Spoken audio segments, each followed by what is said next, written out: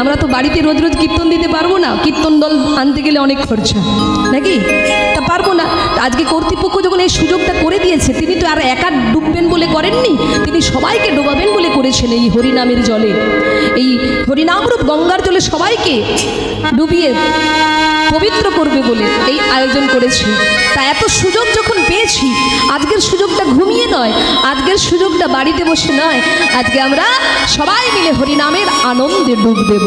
কি একটু জোর করে হাতে তালি দিয়ে সবাই মিলে একসঙ্গে চলুন। হরে কৃষ্ণ হরে কৃষ্ণ কৃষ্ণ কৃষ্ণ হরে হরে, হরে রাম হরে রাম রাম রাম হরে হরে।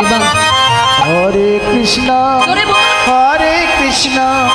কৃষ্ণ কৃষ্ণ হরে হরে, হরে রাম রাম রাম হরে হরে। এটা তো নিজের স্কেলে হলো, এবার উঁচুতে চিৎকার করে গাইব একসঙ্গে। চলুন আমার সঙ্গে। হরে কৃষ্ণ কৃষ্ণ কৃষ্ণ হরে হরে, হরে রাম রাম রাম হরে হরে। বলুন হরে কৃষ্ণ কৃষ্ণ কৃষ্ণ হরে হরে রাম হরে রাম। বাহ। হরে কৃষ্ণ কৃষ্ণ কৃষ্ণ হরে হরে, হরে রাম রাম রাম হরে হরে। হরি বল। হরে কৃষ্ণ কৃষ্ণ কৃষ্ণ হরে হরে, হরে রাম হরে হরে, হরে কৃষ্ণ কৃষ্ণ কৃষ্ণ হরে হরে, হরে রাম হরে হরে। হরে কৃষ্ণ কৃষ্ণ কৃষ্ণ হরে হরে, হরে রাম রাম হরে হরে।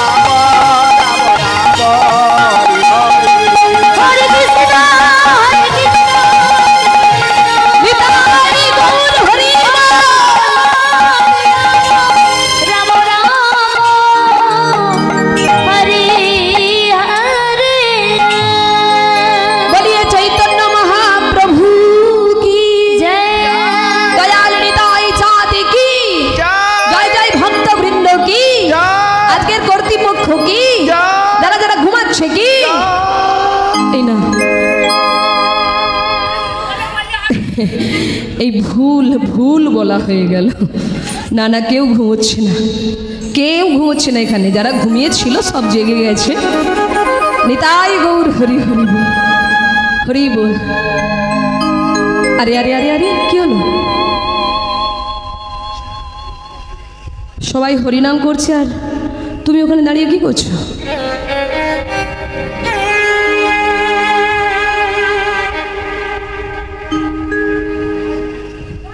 চোখে জল কেন?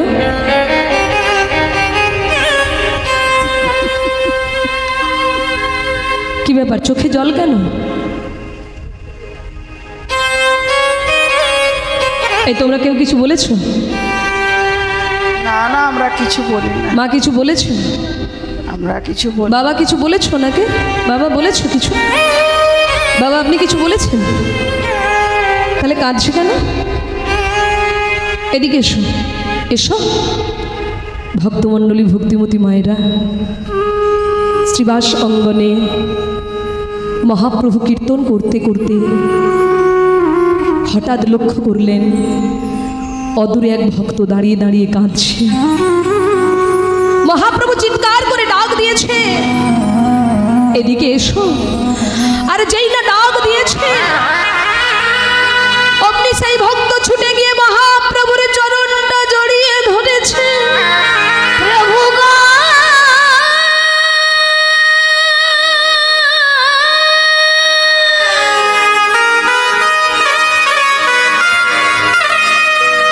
প্রভু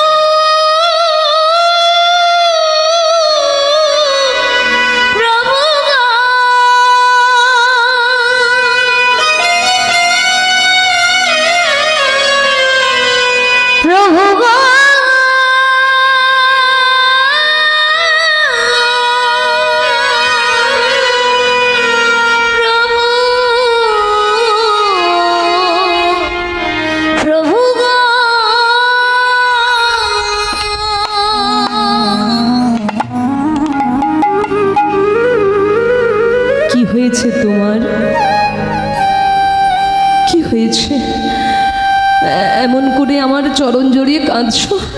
ওঠো গোসাই, ওঠো। কি হয়েছে? কে তোমায় আঘাত দিয়েছে? কে তোমার প্রাণে ব্যথা দিয়েছে? কে তোমায় এমন করে আঘাত দিয়েছে গোসাই? কেন তুমি কাঁদছো?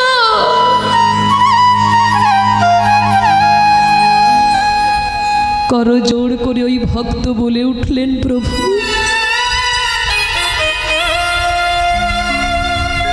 আমায় কেউ ব্যথা দেয়নি প্রভু, আমাকে কেউ আঘাত করেনি প্রভু, আমাকে কেউ ব্যথা দেয়নি প্রভু। তাহলে তাহলে তুমি কাঁদছো কেন? ব্যথা না পেলে, আঘাত না পেলে কেউ কাঁদে কেন? তুমি কাঁদছো, বলো বলো গোসাই, কেন কাঁদছো? প্রভু আমি কোনো দিন তোমার কাছে কিছু চাইনি প্রভু, আমি কোনো দিন তোমার কাছে কিছু চাইনি। যা চেয়েছি তা জগৎবাসীর জন্য চেয়েছি, কিন্তু আমার নিজের জন্য আমি কোনো দিন কিছু চাইনি প্রভু। কিন্তু আজ আমি তোমার কাছে কিছু চাইবো বলে এসেছি প্রভু। তুমি কৃপা করে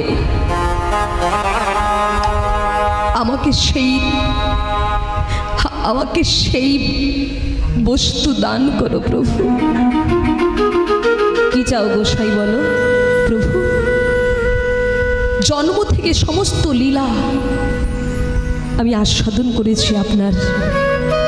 আপনি যা যা লীলা করেছেন জন্মের পর থেকে আমি আমার এই দুটো নয়ন দিয়ে সেই সমস্ত লীলা দর্শন করেছি, কিন্তু প্রভু তাতেও যেন আমার স্বাদ মিটছে না। যত আস্বাদন করি তত মনে হয় আরো যেন আস্বাদন করি, কিন্তু প্রভু আমার জীবনে তো বার্ধক্য কাল চলে এসেছে। আমি তো আর আপনার লীলা বেশি দিন আস্বাদন করবার সুযোগ পাবো না। আমার যে যাবার সময় হয়ে যাচ্ছে, তাই আমি তো আপনার লীলার আস্বাদন করতে পারবো না। তাই প্রভু আমি এটাই চাইতে এসেছি আপনার কাছে, আমি আবার এই কলিযুগে পুনরায় জন্মগ্রহণ করতে চাই। নিতাই গৌর হরি হরি। আমি আবার জন্ম নেব। দেখবেন এই সংসারে অনেক পিতামাতা আছে যাদের সংসারে ছেলে বৌমা নাতি নাতনির এত ভালোবাসা পায়, তারা সহজে এই পৃথিবী এই মৃত্যুটাকে মেনে নিতে পারে না। মা মনে হয় এত তাড়াতাড়ি যাব না, আরও বাঁচবো আরও বাঁচবো। তাদেরও মনে ইচ্ছা জাগে বার্ধক্যকালে হয়তো কোনো বৌমাকে বা কোনো ছেলেকে বলে আমি আবার তোর ঘরে তোর সন্তান হয়ে জন্ম নিতে চাই, আর জন্ম নিয়ে এই সংসারটাকে আরও সুন্দর করে উপভোগ করতে চাই। এমনটা হয় কি না? ইচ্ছে হয় কি না? হয়। আমি শুনেছি অনেক মানুষ এই কথা বলেছে যে আমি যেন আবার জন্ম নিতে পারি, এই সংসারে আসতে পারি। এত ভালোবাসা পাই মানুষের। তা অদ্বৈত প্রভু বলছে, প্রভু আমি তোমার লীলা আস্বাদন করেছি, কিন্তু স্বাদ মেটেনি, আশা মেটেনি। তাই চলে যাবার আগে একটাই চাওয়া আমার, আমি আবার এই কলিযুগে জন্ম নিয়ে আপনার লীলা পুনরায় আস্বাদন করতে চাই। গৌর হরি বললেন, গোসাই প্রভু কহে গোসাই তুমি যা চাহিবে কৃষ্ণ কৃপাময় তাহা অবশ্যই করিবে। হরি বল হরি বল। তোমার ইচ্ছা পূর্ণ হবে গোসাই।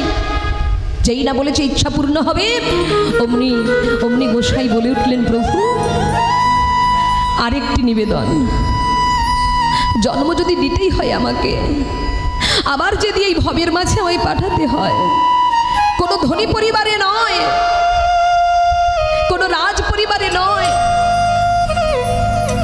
আমাকে তুমি ভিখারি ভিখারির ঘরে পাঠিও,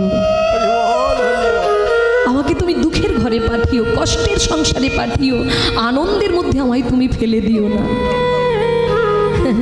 মহাপ্রভু হেসে বলে, গোসাই, এই জগতে সবাই ভালো থাকতে চায়, রাজ অট্টালিকায় থাকতে চায়, রাজপ্রাসাদে থাকতে চায়, এসি ঘরে থাকতে চায়, দামি গাড়ি চড়তে চায়, দামি দামি পোশাক পরতে চায়, আর তুমি কিনা বলছো দরিদ্র পরিবারে কষ্টের মধ্যে থাকতে চাও কেন?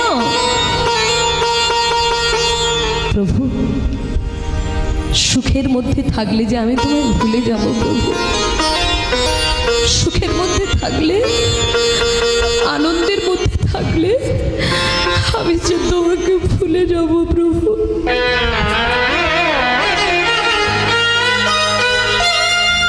সুখ সুখ আমি চাই না প্রভু, এই মায়ার জগতে, পার্থিব জগতের সুখ আমি চাই না। যে সুখ পেলে গোবিন্দ দূরে সরে যায়, যে আনন্দের মধ্যে থাকলে ভগবান ভক্তি চলে যায়, সেই আনন্দের মধ্যে আমি থাকতে চাই না প্রভু। আমাকে তুমি দুঃখের ঘরে, ভিখারির ঘরে, অভাবের ঘরে তুমি আমায় পাঠিও। এক কৃষ্ণ ভক্ত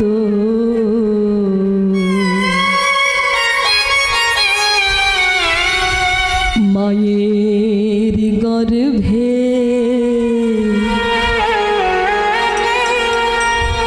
জন্ম দিও মোরে।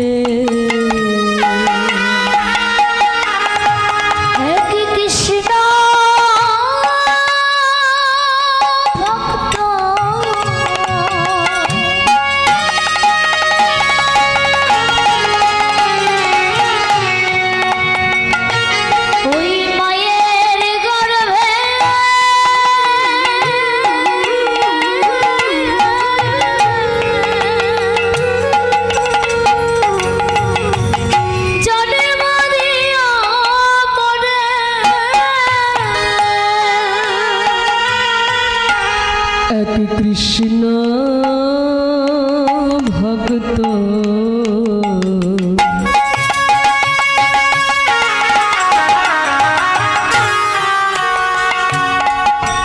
মায়ের গর্ভে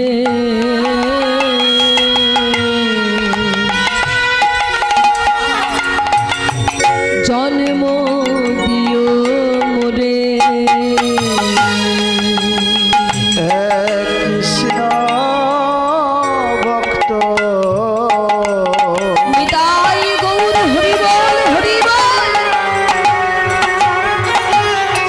মায়ের গর্ভে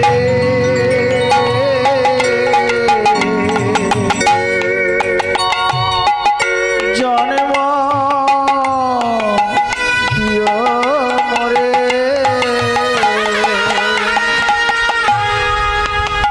তবে ডাকিব গৌর,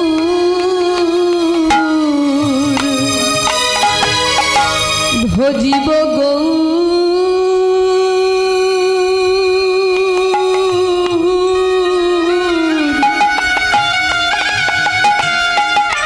আমি কাঁদিব গৌর বলে।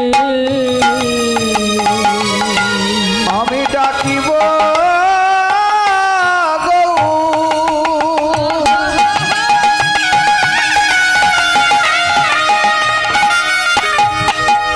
ভজিব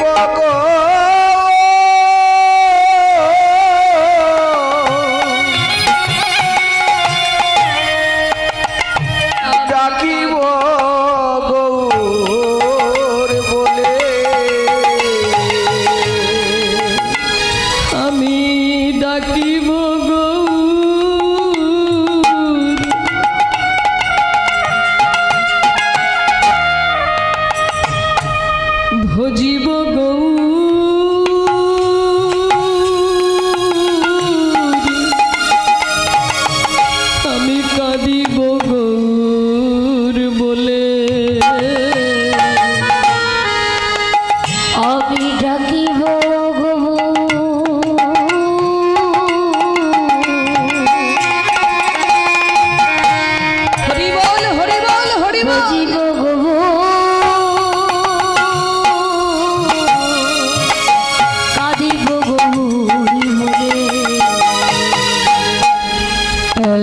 কৃষ্ণ ভক্ত মায়ের গর্ভে জন্ম দিও মোরে।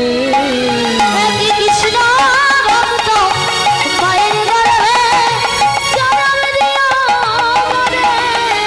তাই গৌর হরি ভক্ত মায়ের গর্ভে জনম দিও মোরে।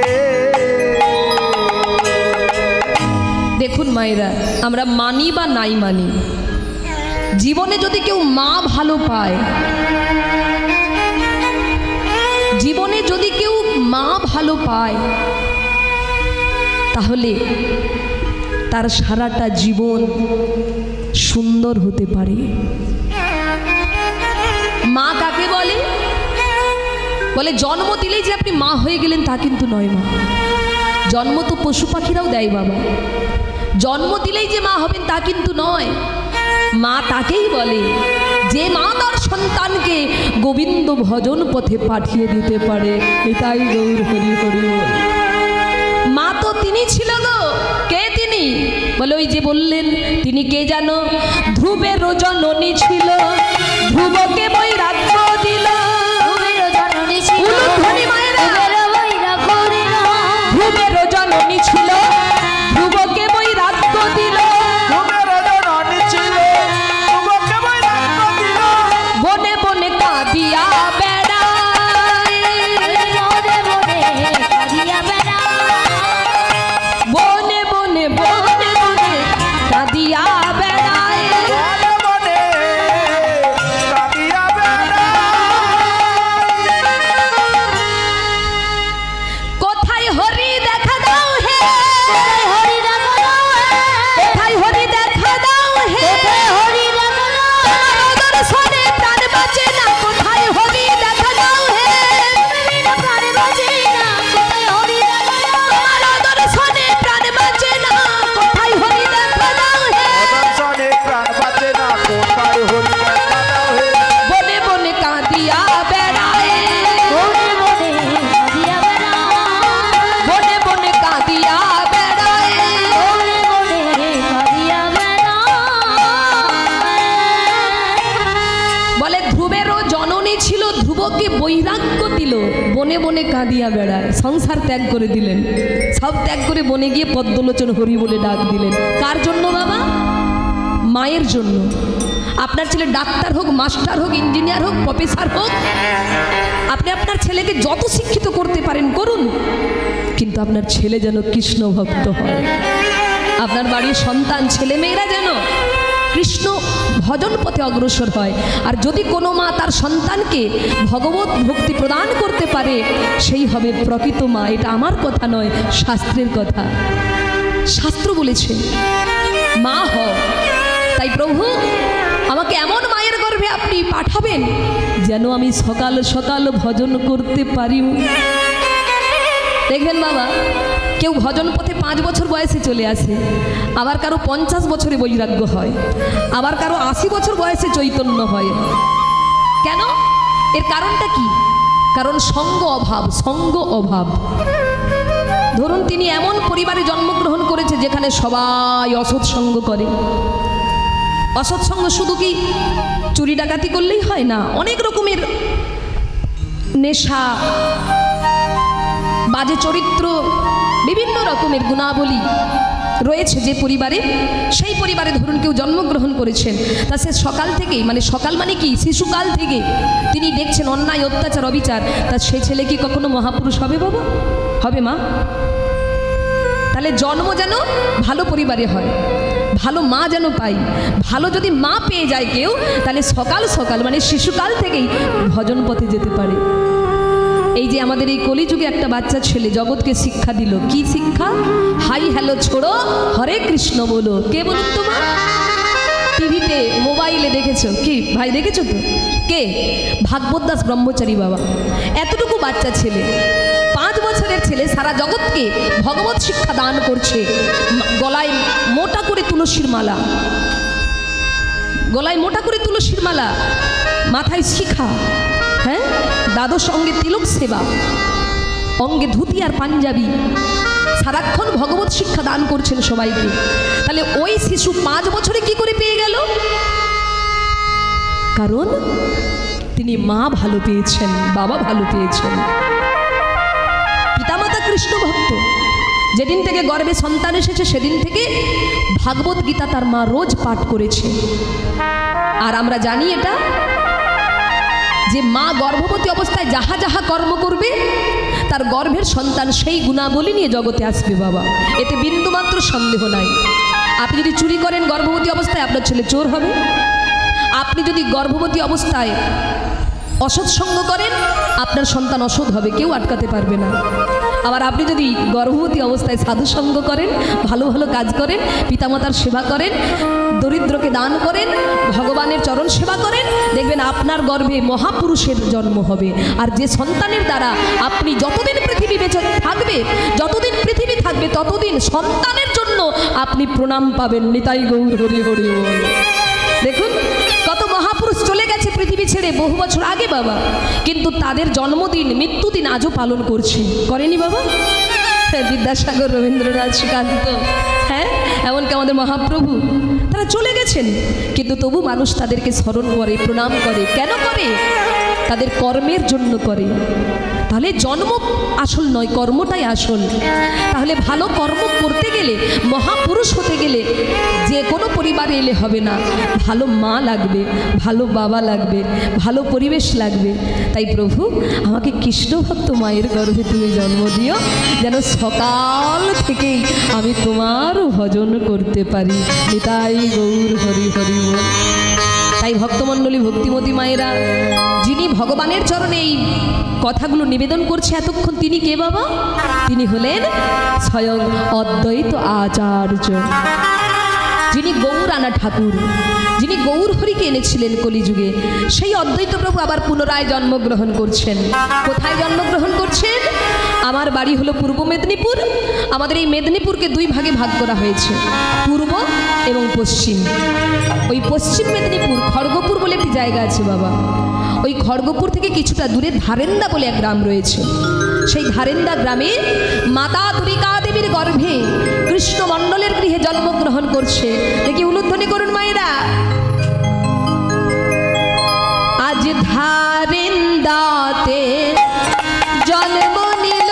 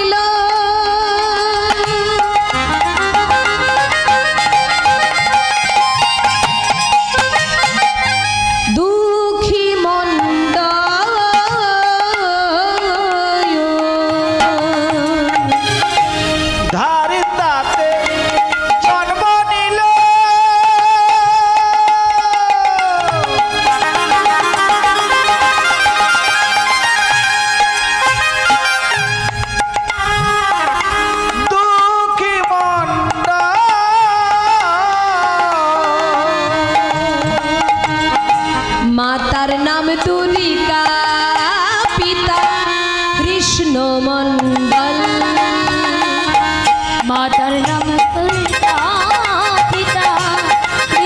কৃষ্ণ মণ্ডল মাতার নাম দুর্গা, পিতা কৃষ্ণ মণ্ডল। মাতার নাম দুর্গা, পিতা কৃষ্ণ মণ্ডল। তাদের আনন্দ আর ধরে না, ধরে না গো আনন্দ আর ধরে না, তাদের আনন্দ আর ধরে না। ওই পুত্রবধ দর্শন করে আনন্দ আর ধরে না, পুত্রবধূর দর্শন করে আনন্দ আর ধরে না।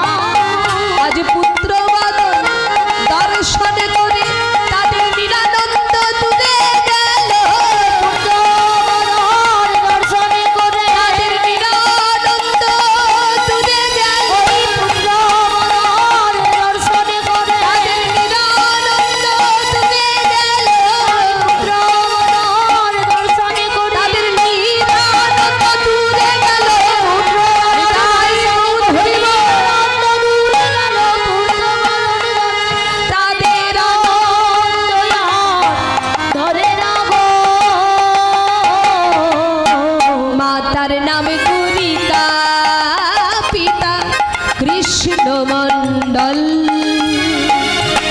মাতার নাম দুর্গা, পিতা কৃষ্ণ মণ্ডল। ভক্তমণ্ডলী, আজ দরিদ্র পরিবারে, দুঃখের ঘরে, অভাবের সংসারে জন্মগ্রহণ করলেন। পিতার নাম কৃষ্ণ মণ্ডল আর মাতার নাম হলো দুর্গা দেবী। এবার মা অভাবের ঘরে, আগেকার দিনে তো সন্তান ভূমিষ্ঠ হতো গৃহেই, আগেকার দিনে তো নার্সিংহোম হাসপাতাল এগুলো ছিল না। কি মা ছিল? ছিল ছিল না, বাড়িতেই সন্তান প্রসব হতো। তা দেখুন মা, যেই না সন্তান জন্মগ্রহণ করেছে অমনি পাড়া প্রতিবেশী সবাই ছুটে এসেছে। কেন না, সন্তান জন্ম নেওয়া মাত্র চিৎকার করে কাঁদছে, শুধু কেঁদেই যাচ্ছে। আর যেই না কান্নার কলরব শুনতে পেয়েছে, পাড়া প্রতিবেশীর মায়েরা চিন্তা করলো ওই বুঝি দুর্গার ছেলে হয়েছে গো। তাই সবাই মিলে দুর্গার ছেলেকে দেখতে আসছে। আর দেখতে এসে দেখছে শিশু চিৎকার করে কাঁদছে, এত কাঁদছে, এত কাঁদছে। মা দুর্গা দেবী কিছুতেই তার কান্না থামাতে পারে নাই। আর যখন কান্না থামাতে পারছে না, মায়ের ভয় হচ্ছে। কি ভয় বলুন তো? সন্তানকে হারানোর ভয়। জন্মের পর প্রত্যেকটি সন্তান, আমরাও কেঁদেছি মা, কারণ যদি জন্ম নেবার পর কোনো সন্তান না কাঁদে, তাকে মেরে কাঁদানো হয়। তাই সন্তান যদি না কাঁদে, ভেবে নেবেন আপনার সন্তান কোনো না কোনো দিক থেকে অসুস্থ। তাই মা দুশ্চিন্তায় পড়ে গেলেন, যদি সন্তানকে হারাতে হয়। কিছুতেই কান্না থামাতে পারে না, কিছুতেই পারে না। আর যখন পাচ্ছে না, মা দুর্গা দেবীর দুশ্চিন্তা যাচ্ছে মনে। আর দুশ্চিন্তা যতই হচ্ছে, আপনি চিৎকার করে স্বামীকে ডেকে বলছে, স্বামী, ও স্বামী, দেখো না, আমি কিছুতেই ওর কান্না থামাতে পারছি না। জানো স্বামী, আমি শুনেছি জন্মের পর সন্তানের বদলে নাকি মধু দিতে হয়। যাও না, যাও না স্বামী, একটু দোকান থেকে মধু এনে দাও না। আমি আমার সন্তানের বদলে একটু মধু দিতে চাই। স্বামী, এনে দাও না, একটু মধু এনে দাও না স্বামী। দুর্গা, কি বলছো তুমি? মধু আনবো দোকান থেকে, কিন্তু মধু কিনতে গেলে যে অর্থের প্রয়োজন হয়, আমার কাছে তো অর্থ নেই দুর্গা। আমি কেমন করে মধু এনে দেব? আমার কাছে যে অর্থ নেই। স্বামী, স্বামী, তুমি একটু ধার করে এনে দাও, শোধ করে দেব। যাও না স্বামী, একটু ধার করে এনে দাও। আমার যে বড় ভয় করছে স্বামী, তুমি একটু ধার করে মধু এনে দাও। কি বললে? ধার করে মধু আনবো? না না না না, আমি জন্মের পর আমার সন্তানকে ঋণী করতে পারবো না। দুরিকা, দুরিকা, তুমি ওকে আমার কোলে দাও। আমি একটু চেষ্টা করে দেখি ওর কান্না আমি থামাতে পারি কি না। তুমি ওকে আমার কোলে দাও দুরিকা। দুরিকা বলছে, স্বামী আমি মা হয়ে পারছি না, আর তুমি বলছো কান্না থামাবে। দাও না দুরিকা, একবার চেষ্টা করে দেখি। এই বলে বাবা দুরিকা দেবী তার সন্তানকে স্বামীর কোলে তুলে দিলেন। আর কৃষ্ণমণ্ডল সন্তানকে কোলে নিয়ে সন্তানের বদন পানে তাকিয়ে বলছে, বাবা তুই এমন দুর্ভাগা হতভাগা, আমি তোর এমন হতভাগা পিতা, তোর বদনে একটু মধু দেবার মতো সামর্থ্য আমার নেই বাবা। এই জগতে পিতামাতা পুত্র সন্তান হলে কত আনন্দ করে, কত হৈ হুল্লোড় করে, কিন্তু আমি তোর এমন হতভাগা বাবা। এমন পরিবারে তোর জন্ম হয়েছে বাবা, তোর বদনে একটু মধু দেওয়ার মতো সামর্থ্য আমার নেই বাবা। তোর বদনে একটু মধু দেওয়ার মতো সামর্থ্য আমার নেই বাবা। কিন্তু জানিস বাবা, আজ আমি তোকে দোকানের মতো সেবা দেব না বাবা। আজ আমি তোর দু কানে মধু দেব। আজ দোকানের মধু তোকে খাওয়াবো না বাবা, আজ আমি তোর দু কানে মধু দেব। এই বলে পিতা কৃষ্ণমণ্ডল কি করছে জানেন মা? এত বলি শোনাইল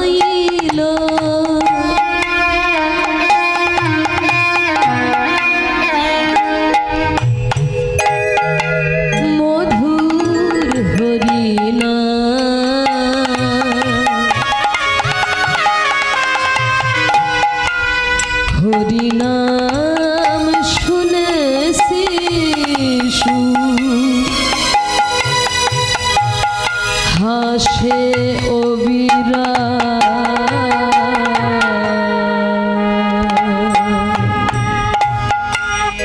এত বলি শোনাইল